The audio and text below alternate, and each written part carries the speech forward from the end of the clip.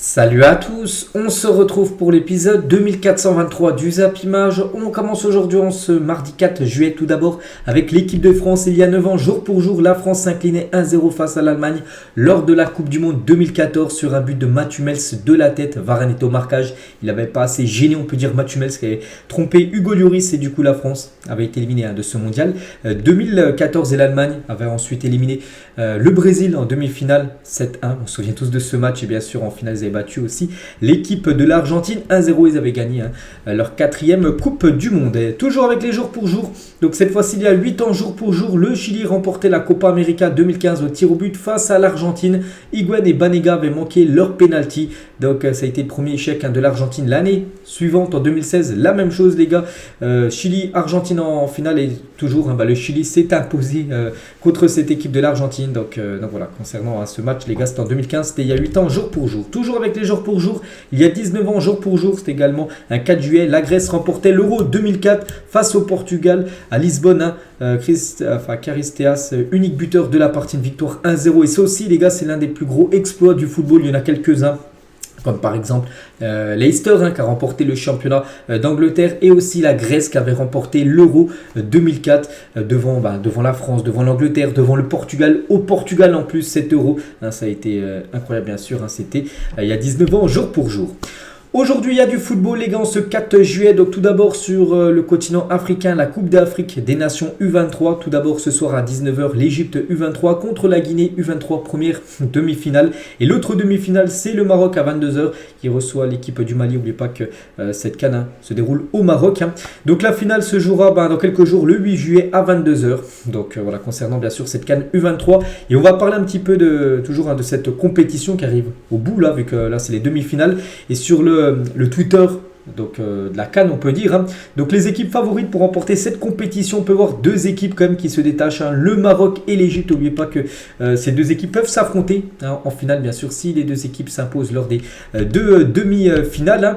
On peut voir aussi l'équipe type des phases de poule de cette CAN U23 avec par exemple un joueur ultra connu, Abdé, les gars, le joueur du Barça qui a été prêté cette saison à Osasuna. On peut voir qu'il figure parmi le poste d'ailier gauche. On peut voir cette fois-ci les buts de la phase de poule. Donc là il y a eu plus de 31 buts qui ont été inscrits sur ces matchs de poule. Donc c'est bien mieux qu'en 2019 où il y en avait 10 de moins, 30 en 2015 ou 24 en 2011. Donc voilà, les attaquants ont été ils ont marqué pas mal de buts, on va dire, lors de cette compétition. On peut voir les deux meilleurs buteurs actuellement avant les matchs, bien sûr, les matchs élimination directe, parce qu'il n'y a pas eu de quart de finale. C'est passé, vu qu'il y a eu deux poules, c'est passé directement en demi-finale. Donc c'est Abdé et Yeboah, les deux sont à 3 buts inscrits lors de cette CAN U23. Concernant le meilleur gardien, donc c'est le gardien de l'Égypte, Hamza Allah, qui est le meilleur gardien de la phase de poule avec 3 clean sheets en 3 matchs, qu'il n'a toujours pas pris de but. On verra s'il va encore réaliser un clean sheet aujourd'hui. En demi-finale, le meilleur coach, c'est le coach marocain Issam Tcharaï, voilà, le meilleur entraîneur de la phase de poule. L'équipe Fair Play, les gars, c'est l'équipe du Mali, voilà, pour être complet. Et sinon, on peut voir que le Maroc a rejoint le Sénégal et l'Égypte en étant les seules équipes avec un record parfait en phase de poule, parce que le Maroc a fait 3 matchs, 3 victoires en phase de poule. Donc l'Égypte l'avait fait en 2019 et le Sénégal l'avait fait en 2015. 3 matchs, en gros 3 victoires en match de poule. Donc voilà ce qu'elle va dire bien sûr sur cette CAN. On en parlera demain, voilà, des deux résultats des demi-finales aujourd'hui. Il y a aussi l'Euro U21, donc les matchs, c'est pas aujourd'hui, c'est demain, les deux demi-finales. Donc n'oubliez pas, il y aura Israël contre l'Angleterre et l'Espagne contre l'Ukraine. Voilà, les deux gagnants s'affronteront en finale de cet Euro U21. On peut voir pour l'instant les meilleurs buteurs, c'est toujours le joueur ukrainien Sudakov qui a marqué un doublé contre l'équipe de France avant-hier. C'est le meilleur buteur avec 3 buts. On peut voir quand même 2 Français dans ce top, on va dire, des meilleurs buteurs. Donc Barcola et Cherki, les deux sont à 2 buts inscrits lors de cet Euro Espoir. Et on va juste parler de ce gardien, le gardien anglais. L'Angleterre en demi-finale. Donc James Trafford n'a pas encaissé le moindre but lors de cet Euro U21. Donc l'Angleterre qui a gagné 2-0 contre la République tchèque, 2-0 contre Israël, 2-0 contre l'Allemagne et 1-0 contre le Portugal. Ce qui veut dire 4 victoires, mais surtout 4 clean sheets, aucun but pris par ce gardien. Donc prochain match de l'Angleterre, c'est contre Israël. Ça sera demain. Et on va juste parler aussi du joueur de l'Olympique de Marseille, Vitinha qui a joué, bien sûr, cet Euro Esport avec le Portugal. Donc l'Euro Esport de Vitinha aura été très compliqué. Donc tout d'abord, le premier match, il a joué 45 minutes de jeu contre la Géorgie, 0 but. Ensuite, le deuxième match, c'était 1 minute de jeu contre l'Angleterre. Voilà, donc 1 minute, bon, c'est compliqué à marquer un but. Et contre les Pays-Bas et la Belgique, donc sur le banc, voilà, lors de ces deux rencontres. Donc en tout, 12 ballons touchés lors de cet Euro, 5 ballons perdus et aucun tir cadré sur l'ensemble de la compétition pour Vitinha, qui a vécu vraiment un Euro Esport très compliqué. Donc maintenant, pour lui, place là dans quelques jours, retour du côté de Marseille pour s'entraîner bien sûr avec son club. La une du journal L'équipe aujourd'hui, ça parle du Racing Club de Lens. Lens se fait chicoter, c'est leur musique, vous savez, leur slogan, tout ça, mais là c'est vrai qu'ils se font chicoter par rapport aux joueurs, parce que leurs meilleurs joueurs sont en train de partir. Donc les Lensois ont repris l'entraînement hier, c'est-à-dire lundi, sans leur capitaine Seko Fofana en instance de départ pour Al Nasser, donc en Arabie Saoudite. Donc c'est pour ça qu'il n'était pas là, Seko Fofana, parce que là ça pourrait être officiel dans la semaine, son transfert à Al Nasser. Et le buteur Loïs Openda pourrait lui rejoindre Leipzig. Le Racing Club de Lens devra vite s'organiser pour justifier son nouveau statut. Donc voilà, c'est vrai qu'il va falloir remplacer ces deux énormes joueurs, Openda et Fofana, qui risquent de partir. Donc concernant Fofana, c'est quasiment fait. Openda, ça reste à voir. Et hier, l'entraînement du Racing Club de Lens, et premier entraînement pour Andy Diouf au Racing Club de Lens. En gros, c'est lui qui remplace Seko Fofana qui va quitter le club. Et hier, bien sûr, il y avait le premier entraînement de cette équipe qui prépare une grande saison prochaine. Il y aura la Ligue 1 plus, bien sûr, la Ligue des Champions pour l'équipe de Lens. Et toujours avec Lens, on revient les gars sur Loïs Openda. Et nouvelle offre de 41 millions d'euros du RB Leipzig pour Loïs Openda. Le Racing Club de Lens est fermé et demande 50 millions d'euros pour lâcher l'attaquant belge. Donc lui, il a vraiment envie. Il avait dit dans une déclaration il y a quelques jours qu'il souhaitait, pour lui, c'est un tremplin dans sa carrière de rejoindre Leipzig. Pour l'instant, c'est son équipe qui le bloque, parce que Lens en attend 50. Leipzig en propose 41 pour l'instant. Et Arnaud Pouille, le directeur général de Lens, sur Loïs Openda, il a dit on a reçu une troisième offre. Les deux premières ne méritaient pas d'analyse. Le projet depuis le départ n'est pas de céder Loïs, mais bien de le conserver après Leipzig lui tourne autour. Ils ont vu leur économique d'un potentiel transfert. On a le nôtre. On est encore très éloigné d'un transfert, vu que bien sûr on peut voir que les sommes les deux clubs ne sont pas encore adéquates, on peut dire, pour que le transfert se fasse. Et les déclarations d'Openda, quand il avait dit il y a quelques jours qu'il souhaitait aller du côté de Leipzig, il avait dit ouvertement, c'est parti dans tous les sens, mais à son image sur le terrain, il n'y a rien eu d'agressif dans ses propos. Donc voilà actuellement la situation de Loïs Openda. Et concernant le coach, Frank Hens, qui a été souvent annoncé sur le départ lors du mercato, on va dire.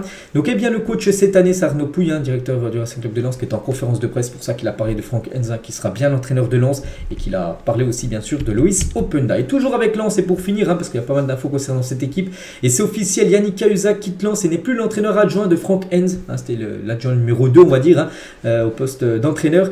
Du coup, il devrait rejoindre le staff de Farioli à Nice. Voilà, donc il quitte Lens pour peut-être être l'entraîneur adjoint de Farioli du côté de l'OGC Nice. En parlant de l'équipe de Nice, on va parler de Khéphren Thuram, le milieu français qui a joué l'Euro Esport avec les Bleus. Donc il intéresse le Bayern Munich, pisté depuis plusieurs semaines par Liverpool. Thuram a récemment été approché par le Bayern. Le club allemand n'est cependant pas encore entré en contact avec le l'OGC Nice, mais ça pourrait se faire dans les prochaines heures, voire prochains jours. Les premiers contacts, j'ai pas dit qu'il va être sûr d'être transféré là-bas, mais il peut déjà avoir des contacts pour voir si c'est possible ou non le transfert. On va parler d'un transfert officiel, j'en avais parlé il y a quelques jours, ça y est, ça a été signé les gars. C'est le jeune portugais Jota, 24 ans, donc un joueur du Celtic Glasgow. Il signe du côté de Al Ittihad contre 30 millions d'euros. Voilà, ça a été signé et dévoilé hier officiellement. Voilà, ce transfert, n'oubliez pas que ce joueur a délivré 11 passes D et marqué 11 buts sur l'année qui vient de se faire, du côté du Celtic. Donc c'est un très bon joueur et il rejoint l'équipe de Al Ittihad. Voilà, nouveau transfert pour cette équipe. Donc le duo d'attaque là-bas, ça sera Benzema Jota, pas mal bien sûr pour cette équipe saoudienne. En plus, n'oubliez pas qu'il y a Kanté aussi qui a signé dans cette équipe de Al Ittihad, qui fait pour l'instant un gros début de mercato, et c'est bien sûr pas fini pour eux.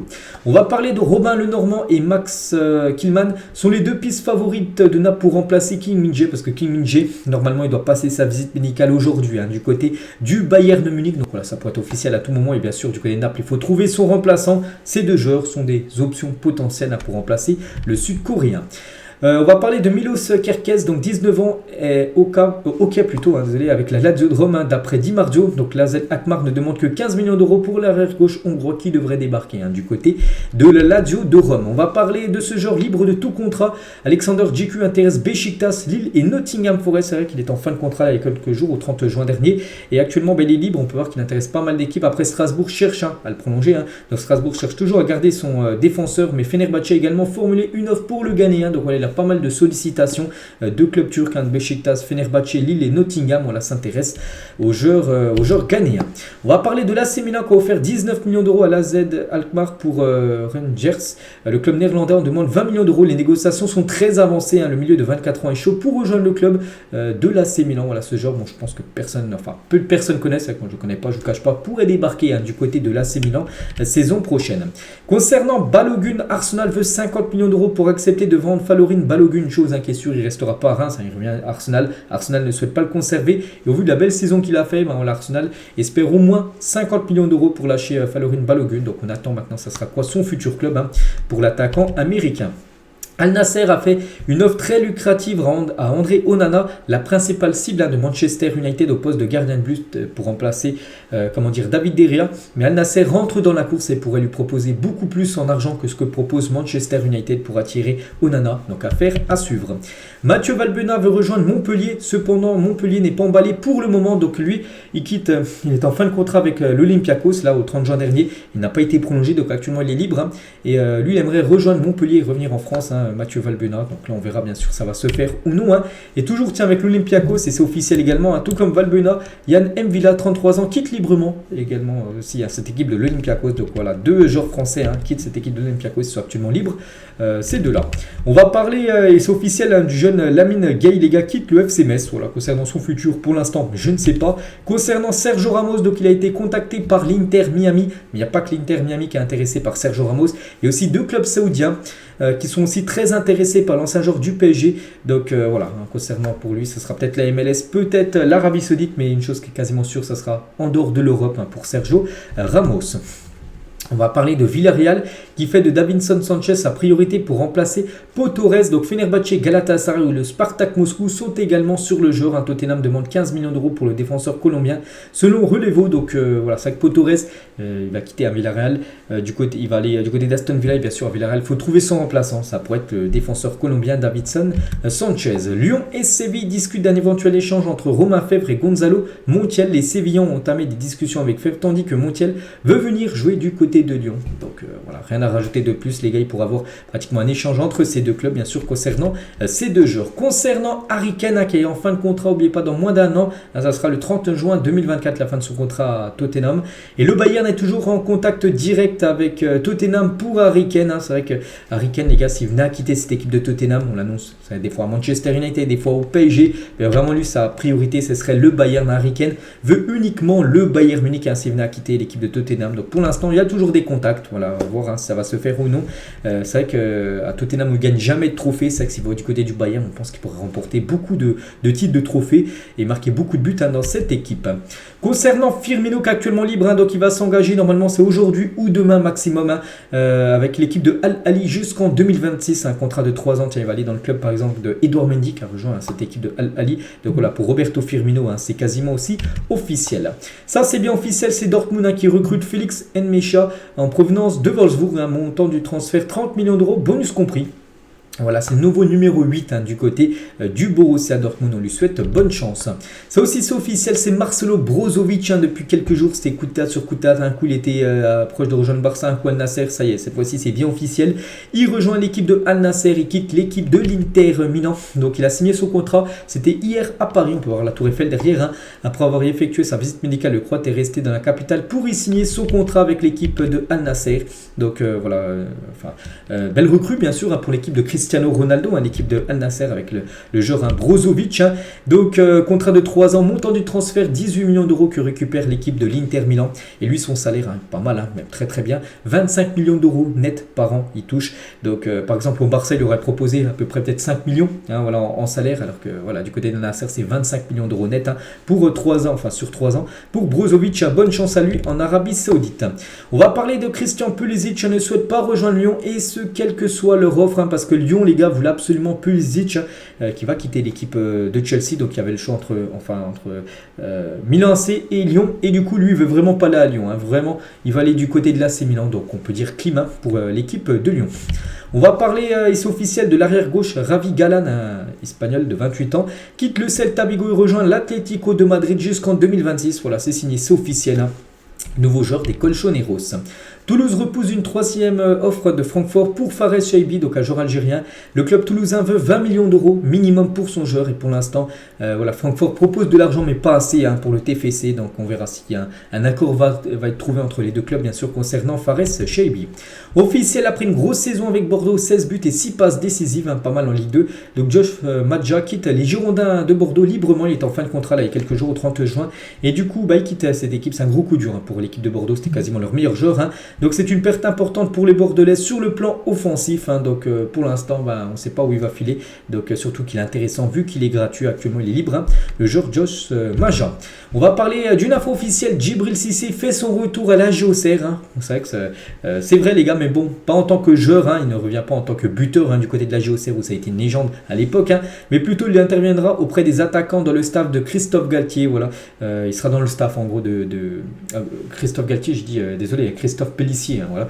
Donc il sera l'adjoint. En gros, il aura un rôle de gérer, on va dire, les attaquants de cette équipe de l'AG Auxerre. Donc voilà, Djibril Cissé.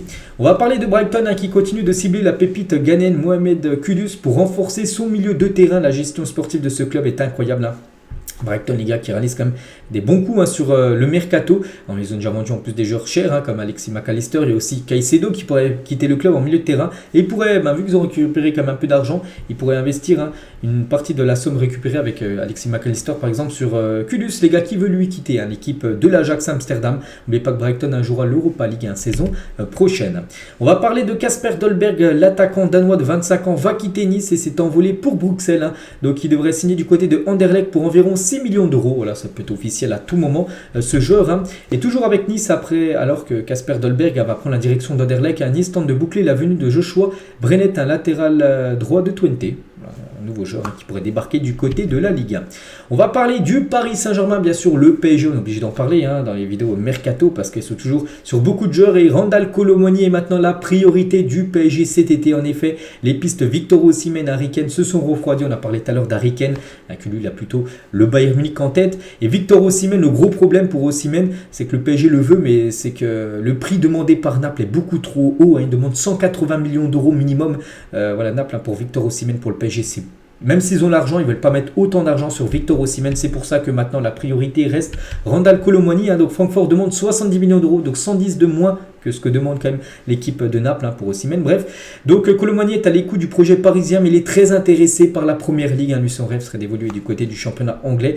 Donc la piste Victor Osimhen, je dis, c'est loin, le club de la capitale juge les demandes de Naples démesurées. Donc avec ce montant de 180 millions d'euros, c'est avec Aurelio De Laurentiis, président de Naples, beaucoup trop gourmand. Il devrait peut-être revoir un peu la baisse. 150, c'est déjà, je pense, une belle somme. Et je pense que 150, peut-être le PSG il aurait pu les mettre pour acheter Victor Osimhen. Donc voilà, pour l'instant, le PSG, c'est plutôt Kolo Muani, on va dire actuellement, la priorité en numéro 9. Et toujours avec le Paris Saint-Germain, aussi un joueur, c'est Santi Aouna, donc un journaliste de foot mercato qui dit ça. Donc Paris a avancé ces dernières heures sur la signature de Gabriel Vega, un milieu de terrain du Celta Vigo. Paris veut boucler le dossier rapidement et ainsi devancer la concurrence. Paris aimerait dans l'idéal lui faire passer sa visite médicale en fin de semaine. Voilà un nouveau nom, c'est qu'on n'a toujours pas entendu la rumeur Gabriel Vega du côté du PSG, ça y est.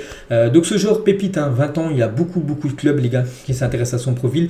Il avait été en plus lors du dernier match de Liga, c'était le Celta Vigo contre le Barça. Celta s'est imposé 2-1. Il a marqué le doublé contre le FC Barcelone lors de la dernière journée du championnat qui vient de se finir. Donc voilà, concernant ce joueur, le PSG aimerait l'avoir. Donc voilà, affaire à suivre. Donc peut-être de nouveaux joueurs au PSG. N'oubliez pas qu'il y a déjà pas mal de recrues qui devraient être annoncées dans les prochains jours. Chelsea est proche d'un accord sur une résiliation mutuelle du contrat du capitaine César Azpilicueta. Donc l'Atlético Madrid est prêt à conclure un accord avec le latéral espagnol. L'Inter Milan rôde toujours concernant César Azpilicueta, mais devrait bien aller du côté de l'Atlético Madrid. L'Arabie Saoudite ne lorgne pas uniquement les gros calibres du football mondial. Le club d'Al Taï est prêt à faire ouvert une offre de contrat alléchant financièrement l'attaquant du Stade Malherbe de Caen, Alexandre Mendy, également pisté par l'AS Saint-Etienne. C'est vrai qu'à Al-Taï, on parle beaucoup d'Al-Nasser, Al-Hilal, Al-Ittihad du côté de l'Arabie Saoudite, mais les équipes de seconde zone qui ont aussi beaucoup d'argent, peut-être moins que les clubs que j'étais juste avant. Donc l'équipe de Al-Taï, les gars, eux s'intéressent à Alexandre Mendy, un joueur de Ligue 2, aussi qui pourrait lui proposer aussi pas mal d'argent pour qu'il vienne signer du côté de la Ligue saoudienne. On va parler de Vitponik, serait proche de signer à Metz pour 3,2 millions d'euros plus 1 million en bonus concernant ce joueur qui pourrait débarquer du côté de la Ligue 1 saison prochaine.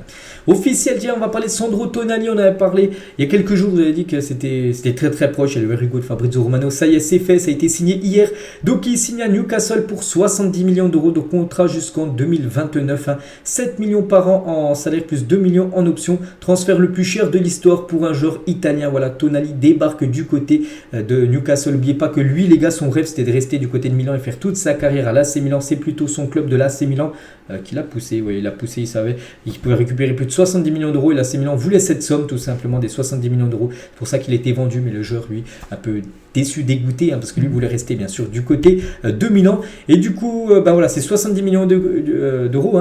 Et du coup, il est le joueur italien le plus cher de l'histoire du football.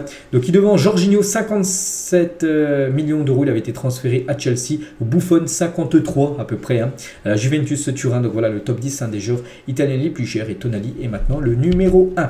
Et toujours avec l'AC Milan, tiens, les 5 plus grosses ventes de l'AC Milan dans toute son histoire. Tonali à Newcastle, c'est la plus grosse vente de l'AC Milan.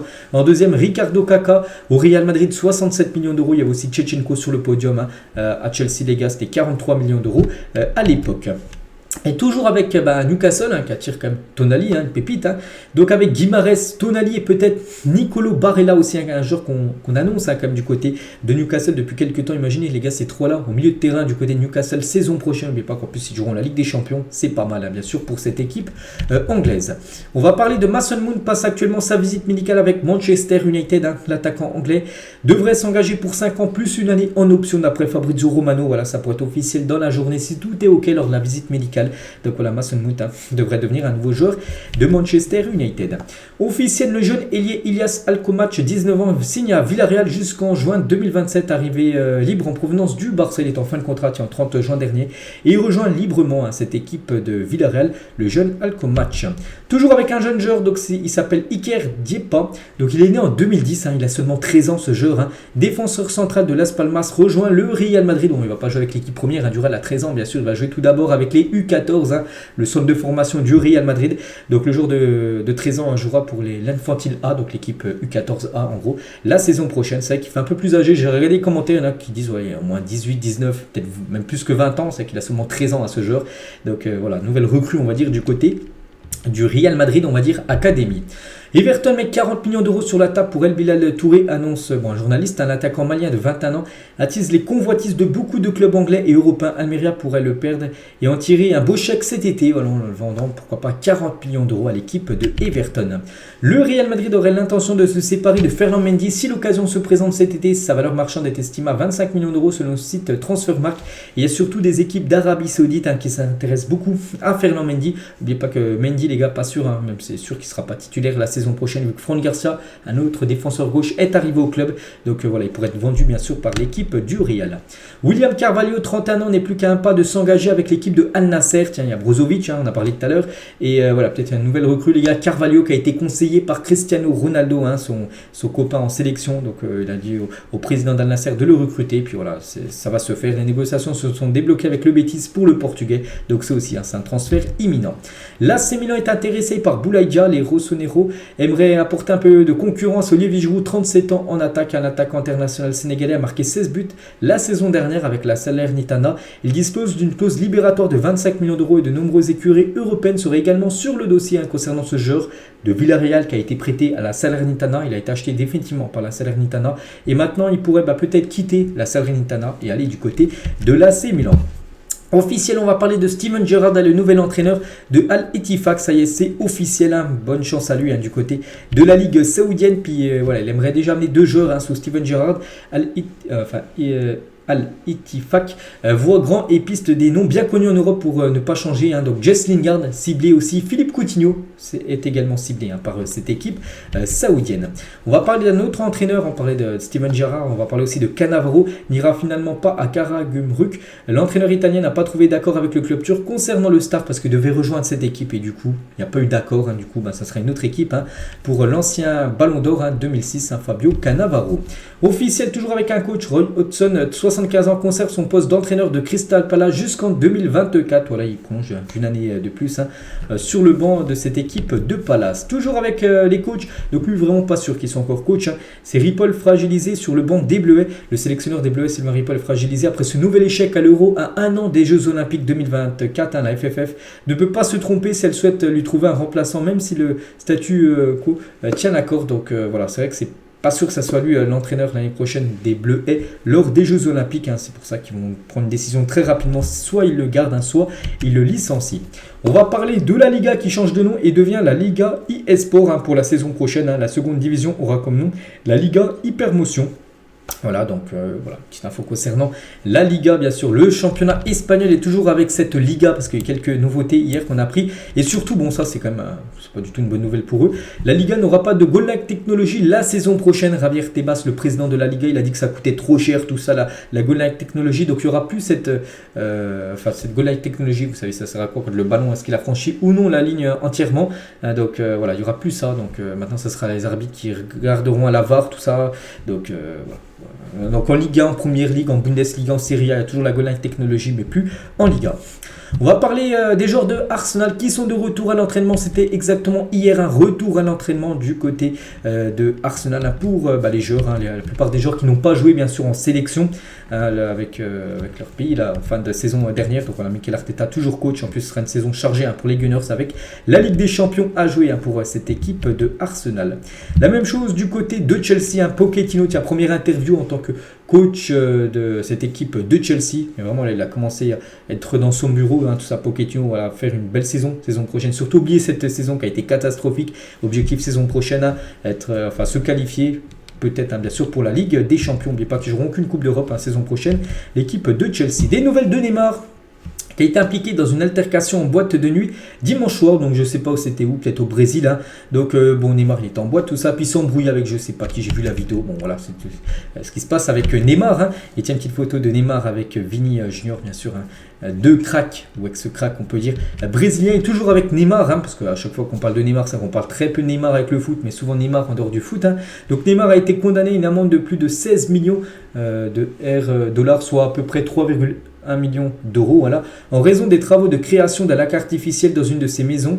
Dans l'état de Rio de Janeiro, la décision a été prise par le procureur général municipal Da Silva, qui a reçu le rapport d'inspection du secrétariat municipal de l'environnement. Je me souviens, j'en avais parlé il y a quelques jours et ça y est, il est passé hier au tribunal, tout ça. Il va payer plus de 3 millions d'euros d'amende à Neymar. Pourquoi? Parce que, regardez, c'est chez lui. Bon, il a plusieurs maisons chez lui, plusieurs maisons au Brésil. Et dans une de ses propriétés, donc il y a une rivière qui passe à côté. Et en gros, il a détourné l'eau de cette rivière pour l'amener dans un lac. Il a un grand terrain, il a fait un lac artificiel, puis il a amené cette eau de la rivière pour alimenter le lac. Et bien sûr, c'est interdit, c'est pour ça qu'il a pris plus de 3 millions d'amende. Voilà, Neymar. Donc voilà, une petite info concernant le joueur qui doit être de retour là dans quelques jours du côté de Paris, bien sûr, pour commencer la pré-saison avec son club du PSG.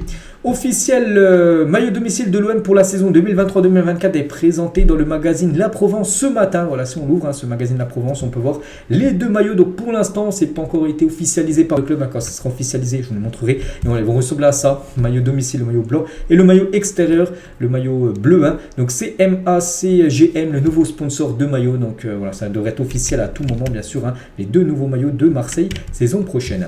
Et toujours avec Marseille, Amin Harit portera le numéro 1-11 avec l'OM la saison prochaine. Il avait le numéro 77 cette saison. Donc ce joueur en plus qui a été grièvement blessé, on le sait, avec rupture des ligaments croisés juste avant la Coupe du Monde. Donc voilà, Amin Harit change de numéro.